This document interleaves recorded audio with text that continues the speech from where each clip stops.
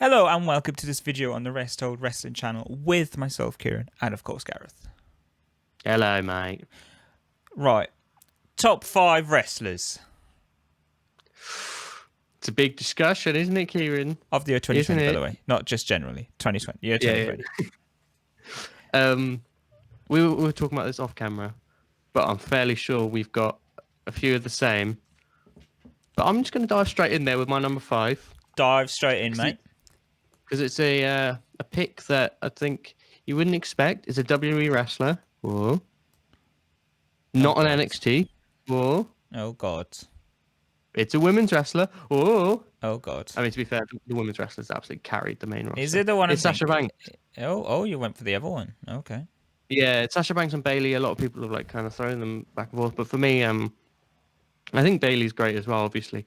But every time I've watched a WWE show, which, every now and then I've thrown on a pay-per-view because I'm like, well, I've got nothing else to do. And for ages, I kept forgetting to delete the network before it took my money, and I was like, well, I want to get my money's worth of the month. So I basically just had it for most of the year without wanting to. But anyway, when I did watch these shows, Sasha Banks always stood out, and I think as well, we were talking it earlier, and we've recorded all these videos at the same time, but I can't remember what it was, but I mentioned wrestlers kind of bringing something to it, which maybe the company isn't giving them. And I think Sasha Banks is like the ultimate example of that this year. So many of the details, I follow like a lot of people who are big WWE people, or either that or they have to cover it because it's their job. And they've really broken down a lot of the stuff that Sasha Banks has done in terms of her character work, little details and stuff. And a lot of it is like genuinely really impressive. And if the company gave her a bit more creative freedom in terms of like booking herself, I have zero doubt she'd do a better job than what they're doing, basically. And then on top of that, you've had some really, really great matches. The one with Bailey was really good in Hell in a Cell. I hope they do run that back for WrestleMania because I think that'd be a great match, and it deserves the WrestleMania stage. I think it's definitely the best women's rivalry they've ever done on main roster, and the best one they did in NXT was also Sasha versus Bailey. So there you go. And then some of her other matches, her match with Io Shirai on NXT was really, really good as well, and that actually earned NXT a ratings win, which is another thing to Sasha Banks. She's proven herself a genuine draw, like a numbers mover in WWE, and in wrestling that's not that common anymore, but she's someone who actually does have that. And she's in The Mandalorian, mate. She's got to be top 5 wrestlers for that. But no, I just think like there's a lot of people I could have thrown in here. Like I don't really watch a lot of Stardom, and I don't watch a lot of the other Japanese stuff that isn't New Japan. And I know there's people more deserving of this top 5 in terms of the work they've put out and stuff. But because I don't watch it, I haven't seen a lot of it. I've seen bits and I've heard a lot, but I haven't seen enough to really cast my own opinion on it. So I just kind of, it's something where it's like, oh, I'm aware of it, but I don't really know what's going on. Whereas Sasha Banks is someone I have actually watched quite a lot of. And yeah, she's just been really good. So I thought I'd give her a little shout. Bloody-o. Blooming heck, mate. Blooming. Who's your number 5? Have you got yours in an order, or is it just kind of random? It's in somewhat of an order. Okay. My number 5 is 2 blokes. It's the Young Bucks. Oh, you got the team. Ah, nice. Right. Why have I picked the Young Bucks? Well, obvious reason number 1, the match of Revolution, which we're going to keep referring to so much. But other than that, of course, the matches they have had throughout the year have been nothing short of stellar each and every time. Whether that's elevating other tag teams that blow them, whether it's the top flight match, whether it's the 8-man God knows what match, like the 6-man tags that they've had over whether it's Kenny Omega in their corner, all these variety of things. They have knocked out the park each and every single time. The FTR match was absolutely phenomenal. I want to say they've had some phenomenal matches with Jurassic Express as well, off the top of my memory. I remember some really great stuff between them as well. They had a 6-man with Kenny Omega, the one where he started beating the crap out of Marco Stunt. Mm-hmm. But that was an amazing match in its own right. The one, I think you mentioned like an 8-man. The one with them and FTR versus Butcher and Butcher the Blade and Blade. Lucha Brothers. Yeah. That was genuinely by far the best, like more than 2-on-2 tag match I've ever seen. So by that I mean like 6-man, 8-man, 10-man, whatever. Really, really good. They also took part in that. I think it was a 12-man tag against the Dark Order, in which Brody Lee really shone. But like the great thing about the Young Bucks is in those like matches where it just seems like it could be mental. A lot of people give them stick for being spot monkeys. They have no psychology. It's the biggest load of absolute horse crap I've ever heard in my life, because they're so good at in-ring psychology and they put together these matches so well. And yeah, I mean, I was thinking about putting in a tag team for this. I almost put in FTR, but thinking about it now, because FTR had a really good run, came in, made a big splash and stuff. Thinking about it, I was like, why did I not put the Young Bucks in mine? And yeah, again, you've spoken about some of their matches, but like some of the things they've done on like the kind of just TV level, just week to week and stuff, some of those multi-mans and the way they put them together and stuff, and amazing. Amazing. They are amazing. On all accounts, they're amazing. But just I could keep going on and on and on about the details and such, but they've just been straight up amazing, and that's that. Storytelling. Yeah, exactly. Selling has been phenomenal as well. Yeah. I'm still not convinced by that injury by Matt Jackson. You still think that was a work? They've just gone quiet on it, haven't they? That's just gone nowhere. No, yeah, that must have been just for the match. I'm still convinced, like, because one year it was his back, one year, it's just, I just think that's his shtick. I think eventually we'll come to realize that he's just, for some reason, every year he just sells a particular body part and he never stops selling it. I don't know. I'm joking. There's probably some legitimacy there, but it's so much so that it feels like a work, So that's just a credit to them, I guess. But they either way, sure. Like they definitely were like because there was no real need to let us know in terms of like he'd been wrestling with an injury. Like if it was going to keep him out, then fair enough. But there's no real need to let us know. But the fact and the timing of when they let us know, and then how much it played into that match, they definitely lent into it for sure. But that's part of the game. It's if he was legitimately a little bit hurt, they've utilized it, and if not, then they've made it very believable to the point where I think most people just took it as read that it happened. Yeah. All right then. What about yours then? Well, that was very interesting. I did think about doing a tag team, but I was like, I don't know, FTR, I don't know. And then I thought, I haven't got a women's wrestler in here. That's a bit crap. So I threw Sasha Banks in there as my number 5. Sounds like it was like a consolation. There's so many names where it's like you could put them as number 5. Maybe you can make an argument for so many people. But yeah, my number 4, I've gone with Kota Ibushi. He number starts 4. The year. Okay. Yeah. Well, you see, my number top 3. Oh, does that mean our top 3 isn't the same? I was convinced they would be. Jeez. Okay, go on. So yeah, starts the year off amazingly with one of my favorite matches against Okada at Wrestle Kingdom, and that's not even of the year, just one of my favorite matches ever. Continues then, has the tag team with Tanahashi. They win the titles, and I was a bit like, oh, where's this going? And then we got to Dominion. Obviously, there was a big break where New Japan weren't doing anything. He had good stuff in the New Japan Cup, but nothing too of note. It was just consistently good stuff. But then get to Dominion, where they have one of my favorite tag team matches of the year. Him and Tanahashi against Dangerous Tekkers, where like Zack Sabre Jr. and Taichi just basically deconstruct Ibushi and Tanahashi, and it was great. And the story of it was brilliant, and how you see Tanahashi being broken down and Ibushi constantly trying to have to come back, and almost again as we've always seen with Ibushi this year, almost looking like a god at times. But even then, him not being able to save Tanahashi, which then led on to some really interesting story developments, which I don't know where it's going yet because it hasn't quite developed further, but that's fine. Long-term storytelling, it's fine. But where, the doubt was there between Tanahashi and Ibushi.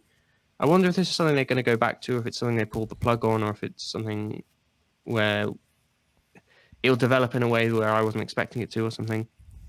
But either way, they had their rematch and all that. That was very good as well. And then we come into the G1, and Ibushi is just my standout for that. Felt like every single time, particularly the matches with Ishii and Suzuki, both particularly stood out. But amazing year, and he ended up winning the G1, of course. Can't forget that. And then obviously losing the briefcase to Jay White, in which was a really good and kind of shocking match. And I'm just now so excited to see him kill it on Wrestle Kingdom. By the time this comes out, he might have already. It'll probably be after Wrestle Kingdom. But Ibushi's been amazing, basically. By the sounds of what you said, you've got him higher. Yeah. But yeah. Well, who's your number 4 then, mate? If you're so clever. Hiromu Takahashi. The best man that ever lived this year, right? I don't care what... You're such a stan, mate. He was terrible. What you... Oh, God, he probably got show at number 1 now. I'm just thinking. Mate, he's underappreciated, is all I'm going to say. Hiromu Takahashi started this year off with Will Ospreay. I mean, what a match, obviously. Great match. Just so casual. Not as good as Show versus Takagi, but it was a good... Oh, good mate. I'm not having none of that. I'm having none of that. Right. Let me just break down the year of Takahashi a bit, because I do think he's gone a bit under the radar with how good his shit has been, right? Yeah. He undeniably, New Japan Cup, he was the most entertaining part of that entire event. Should have won it. My heart broke when he lost to Okada. He was so upset. I was so upset. We watched this amazing match because that was a really, really good match, which definitely went under people's like radar. Not their radar. People watched it, but weren't talking about it enough of how good it was. And Okada's so good at that as well. But like it's an amazing match, and we went into it being like, look, Okada's going to win this because he's going to be in the final, and we've got to accept that now. Oh, imagine if Takahashi didn't matter to Kieran. Kieran was just still like, not happy with this.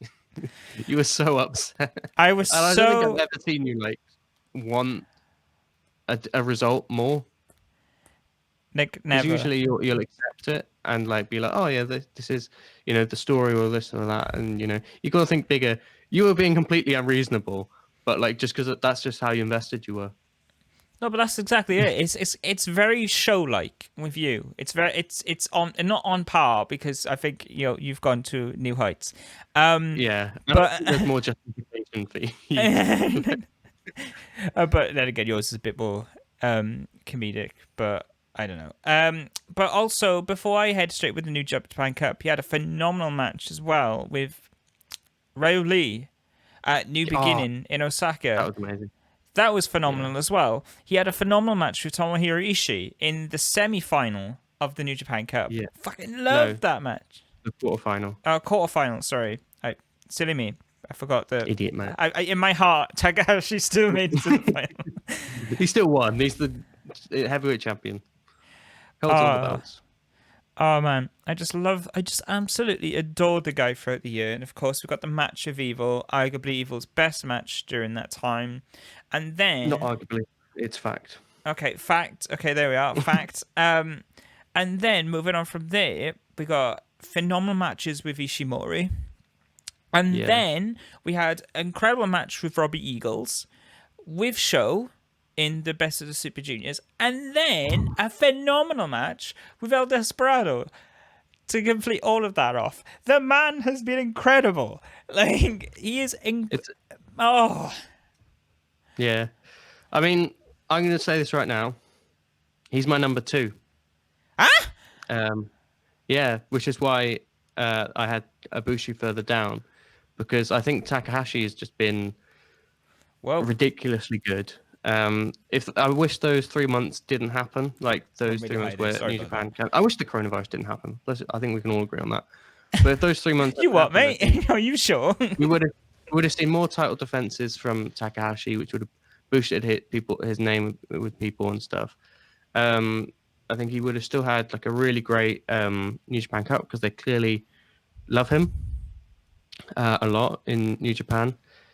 And I don't know whether all the evil stuff would have happened or whatever, but I think he would have had a better title reign than he did, um, because it was only one defense and stuff.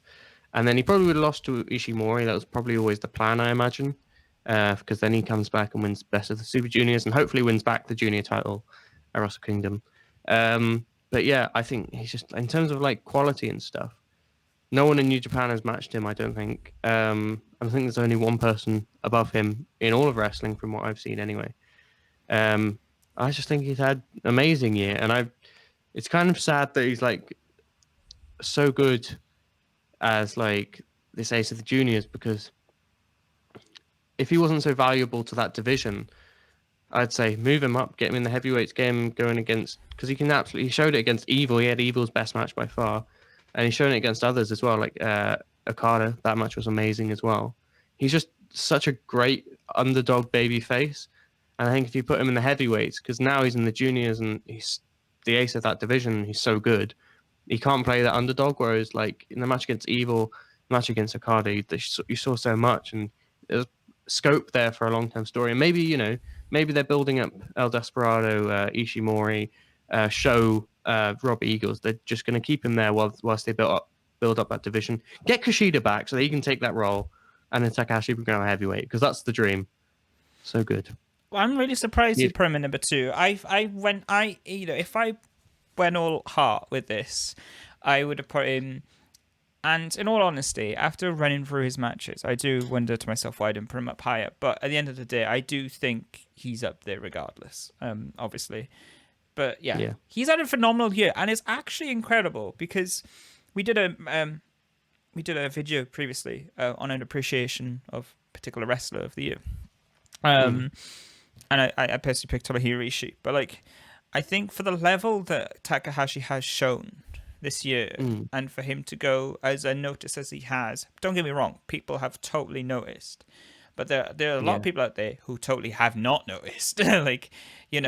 I would argue this might be a bit controversial, but in terms of like, he hasn't hit too many in the form of like, let's call them like outstanding matches, like the matches you'd expect to be above the 5-star range. He's had a couple of them every now and then. I think he's had quite a lot actually. Like no, but like I mean this year, like no. This year, I think Ospreay, Rioli, Okada, Desperado. I think they were all rated over 5 stars by Dave Meltzer. I think, and in like the top 100 matches on Cage Match, Takahashi is one of the most regularly kind of brought up within that as well. Like, I think it's just something, he has a lot of these matches which people aren't talking about as much as other matches, but actually when you look at them on their individual scale, they are like amazing. And that Evil match is massively underrated because people just hate Evil and his character and stuff. But that Evil match was genuinely a really good, well-told story, and I'd say it's probably not quite 5 stars just because, there were certain moments in that match where it's just like, oh, come on. And you were just so desperate for Takahashi, and it was a little bit, you were a little bit too desperate for Takahashi to win. There was a little slight problem with that. But I'd say like a good 4.5 for sure. Yeah, I'd say I genuinely think he's had like an incredible year. But like, I think the thing I was going to say was just like, I would argue he's had better years than Okada has. Like, not this year. Like, I think he's definitely had a better year than Okada this year. Definitely. Without question. Anyone who says otherwise is just an Okada mark. But I think even when Okada was at his best with the title, like, yes, he had those extremely like pure legendary matches, pure like absolute legendary classic matches. Like, I still think because of the sheer amount Takahashi's put out this year, especially during this era of wrestling. Granted, Japan has coped with it well towards the later portion of the year. It's also a year though where they had 3 months taken away, so it's 9 months. It's not really even a year. So exactly. We're like comparing 9 months to other people, where other people are having a year and stuff, and he's still on par with that, or in that discussion. I genuinely think like his name has gone very much undervalued in these discussions that I've seen online. It's all like, this guy, who other people are probably going to get onto.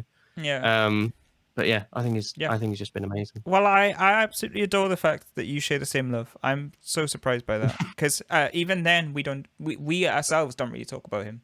Granted, we talk a lot about Yeah, AEW. That is very much our peak show. Like the thing we talk about on a weekly basis is the thing we watch on a weekly yeah. basis. But yeah, that's amazing. I love that. So obviously I've included Takahashi. You've got Takahashi. Is anyone else you want to bring to the fold? Well, wait. Oh Oh, yeah, that Well, was it your doesn't number matter. four. We could just go in. We can just go in as you please. My number three What's that? is Oh god. my number three is John Moxley, who I assume you've got as well. Yeah, I got my sleep. Yeah. I think the rest of us, the other three, we're going to agree on. So let's just breeze on. Yeah, we'll just talk about them individually. But John Moxley, he's had one of the best. Well, he's had the best babyface title. Have I seen a better title reign in America? Full stop. I don't know. There are aspects to that CM Punk one which I really liked, and there are aspects that I didn't. It's one of my favorite title reigns in North America, at least, and in wrestling as a whole, generally. But it's, I think, one of just the best. And what makes it so good, especially, is that like he took guys like Eddie Kingston, whereas like everyone loved him on a promo, and if you like that style of wrestling, you're gonna love Eddie Kingston. It won't be for everyone, but he took guys like that and made you believe that they could actually win the title. And there's a good thing because, like, realistically, Brody Lee wasn't going to beat him, but there were times that I thought he was, especially in that match, which was amazing. There were I never really quite the Brian Cage was a bit, but that was TV defense. It wasn't bad, it just wasn't great. The MJF build and feud and match was amazing, and there's another one which has gone really underappreciated. I think the story, especially within that match, was really, really good. And again, like, as great as MJF is, Moxley was just raising him to another level that we hadn't seen MJF do before. And then we got like the Kingston stuff, and then there was a TV defense for Lance Archer, but we got the Kingston stuff and all of that, and then we had the feud with Omega, which they only had a few weeks to sell, and they revived that feud, and again it was amazing. And then at the start of the year, you also had the New Japan stuff. The two matches at Wrestle Kingdom were both really, really good, and that match with Suzuki was amazing as well. Mm-hmm. So, I mean, yeah, you look at that, and a lot of people have given him Wrestler of the Year, and you can absolutely see why, because he's had an amazing year. I almost said season. It's not football. Yeah, he's had an amazing. Yeah, go on. I just said he's had an amazing year. Oh, sorry. Yeah. No, there's very little I can add to that. Honestly, it's very little I can add to it. Everything you've said, I would have said. He's on top of all of the wrestling, on top of all the wrestling that he's done incredible promo work. He's shown himself to be a fantastic star in AEW. Definitely a pillar within the company now at this rate. Like, anything John Moxley's involved in is a big deal. I mean, AEW know that themselves because they're literally just promoting the next show as John Moxley will be here. Yeah. It's just like it's phenomenal. And at this rate, because you could switch them around, anyone can make a good. I know of a few people who put Moxley at number one, and I don't disagree with them, but I just have other people above them. I disagree with them partially just because number one has been so good. But any other year, John Moxley, there'll be an argument.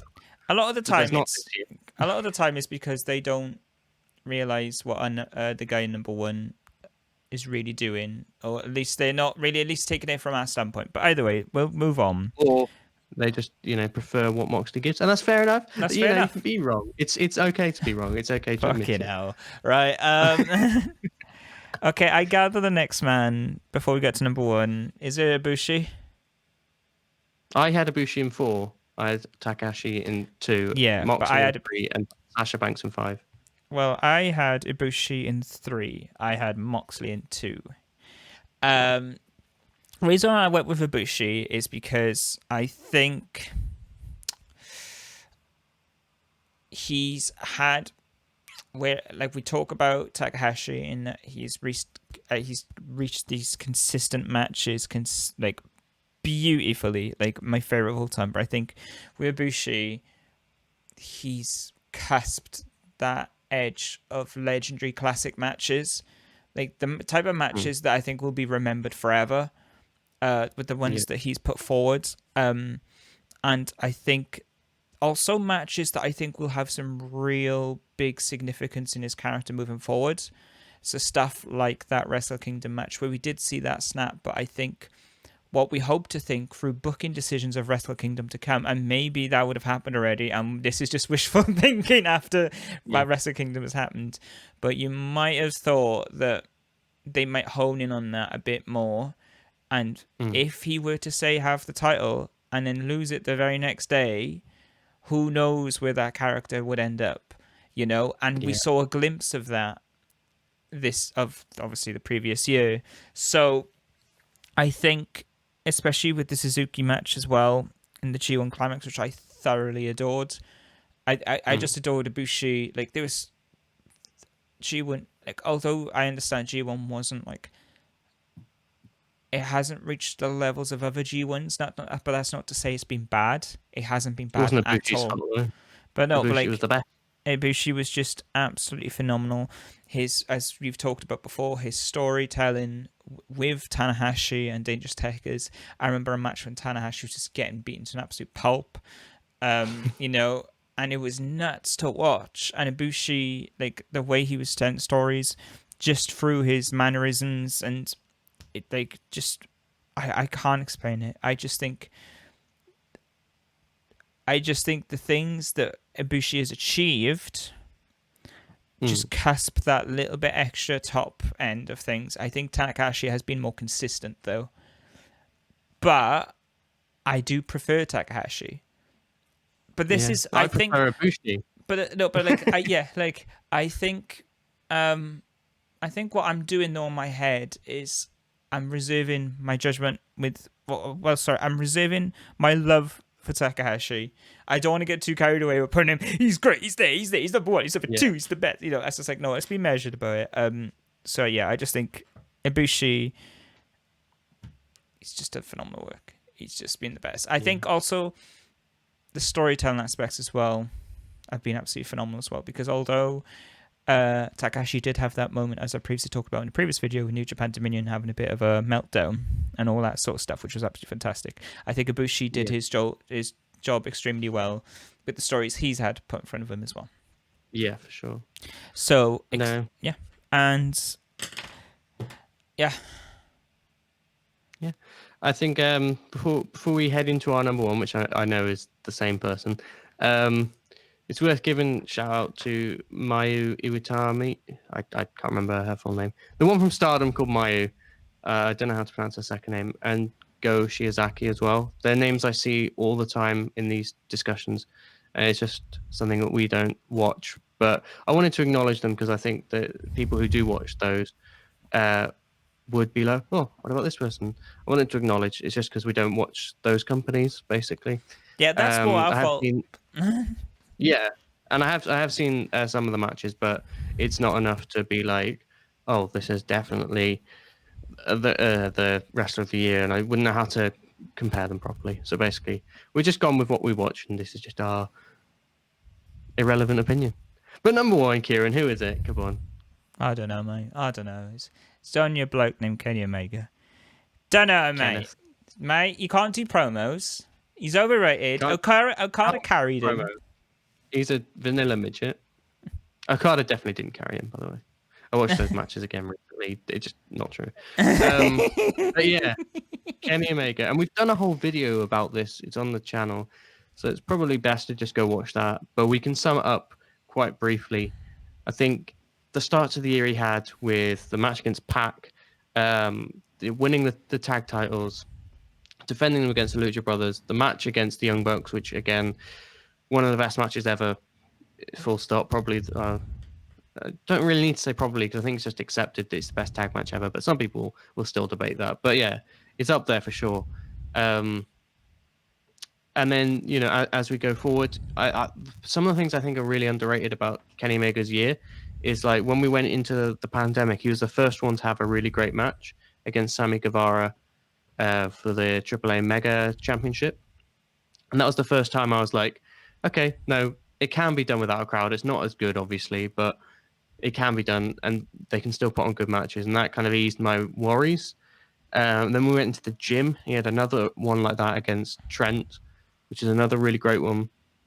And then this whole new world, it's got to change. He has that tag match with Matt Hardy against Sammy Guevara and Chris Jericho, which creates an amazing meme, but also kind of shows you can still do stuff in the ring, but without this crowd, you can also utilize the whole arena and the cinematic style and stuff. And then obviously you get to the Stadium Stampede, which a lot of other people were involved in, but Omega with his brain and stuff would have been basically involved in a lot of the details about that match, which was so good.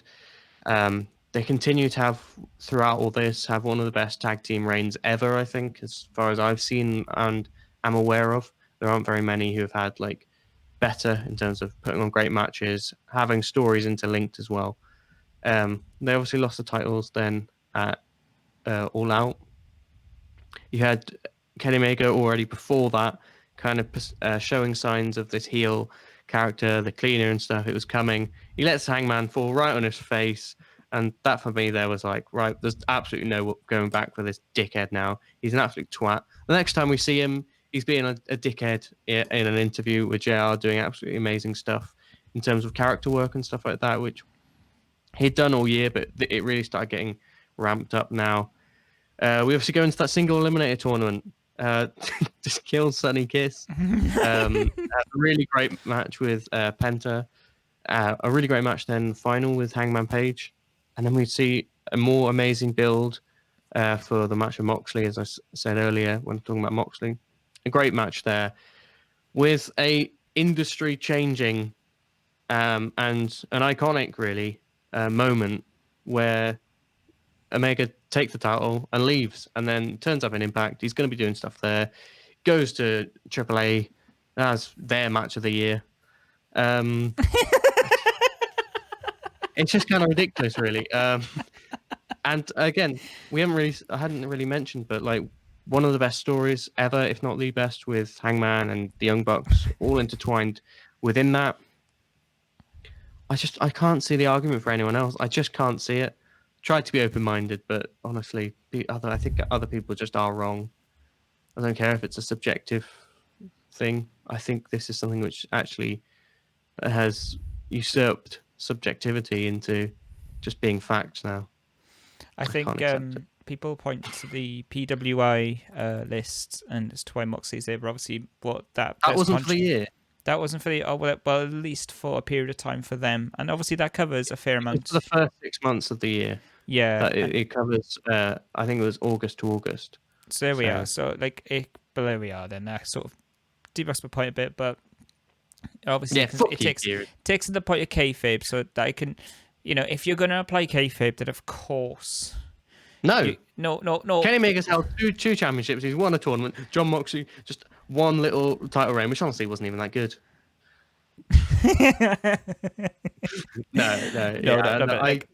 No, but like I'm just being like devil's advocate in a way, because I do agree with you. I do absolutely agree with you. And I'm trying to put other points forward that just makes. I'm being a dick on purpose. But it's great, mate. It's great. We're used to it. Fork. Yeah. It's, to be honest, you've summarized it beautifully. I could not say any more. It's kind of nuts, really. It's unbelievable, because I would argue that this year has been his best year. Like, although IWGP, people say, and don't get me wrong, I freaking love that title. It's the best title. Yeah. Yeah. But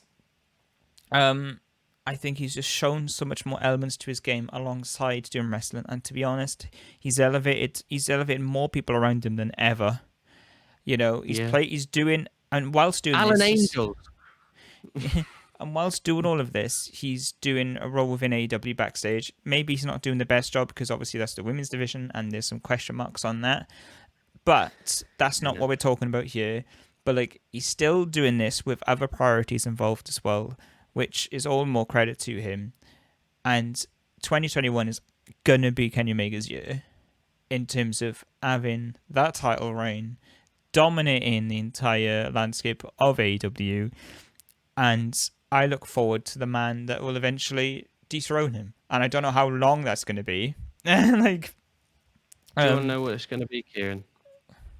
2021 for Kenny Omega. He's going to continue holding the AEW Championship, continue holding the AAA Championship. if you bring Show He's into gonna this, go I will in- kill you.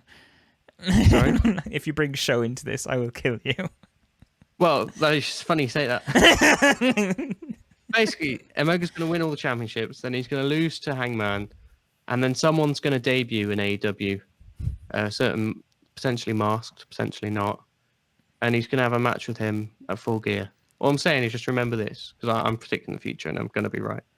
He's going to have a match with this potentially masked figure at Full Gear, and it might just be the greatest match ever. Oh, mate. No, mate. It's not Rey Mysterio. It's not Rey Mysterio. It's Sami Zayn. You should then do like a returns. You shouldn't. I don't know. It's Sami Zayn, El Generico. They're going to have a match at Full Gear next year, I reckon. That's my prediction. Really? Yeah, not for the title. Omega will have dropped the title by then, and Sami Zayn's going to come in and beat him. Oh, Telling you. even I'm predicting it. Is Sami Zayn prediction. down a contract then? Is he coming out Yeah, of his contract? contract up. Reportedly, I think it's September, apparently. So that's going to be good. That's all I'm going to say. Well then. But that's our top 5 wrestlers. Or That's the top 5 10. wrestlers after a bit of a tangent. What is it? Top 8, technically? Yeah, well, top 9. Young it's, Bucks are 2 people. it is our favourite wrestlers of this year in the year of 2020. Throw Bailey in with Sasha Banks and top 10. There you go. There we are, top 10. There we are, just chuck it in. No, it's been brilliant. Yeah, just yeah. I want to say off the bat as well, to acknowledge just something very quickly. I have included women in this list, and that is because I haven't watched main roster at all. You're a massive misogynist. What I've seen from NXT in the women's division hasn't really done much for me personally.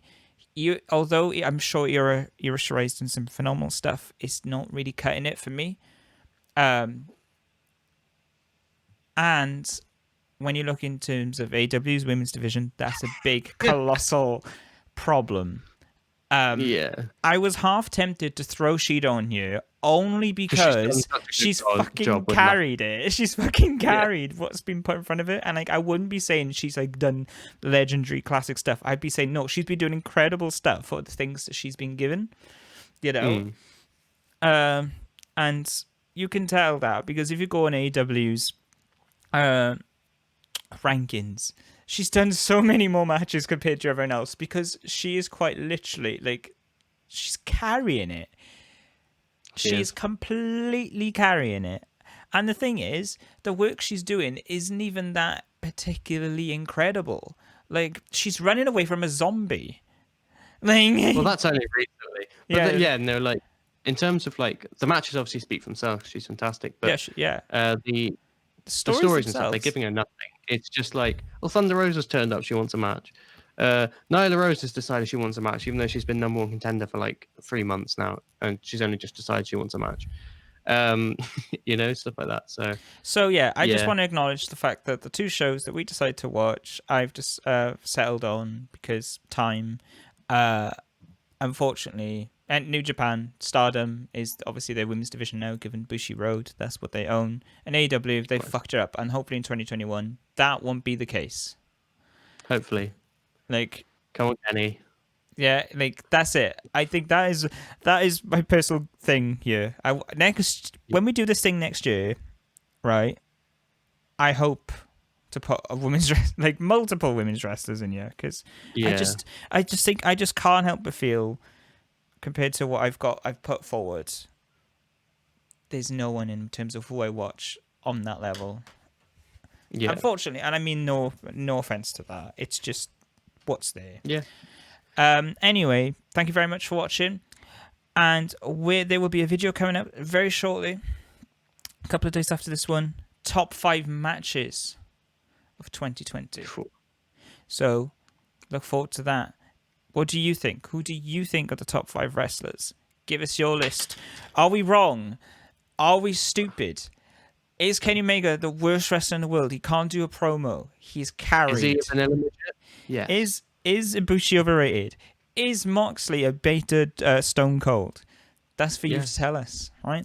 So thank you ever so much for watching. We'll see you soon. Take care.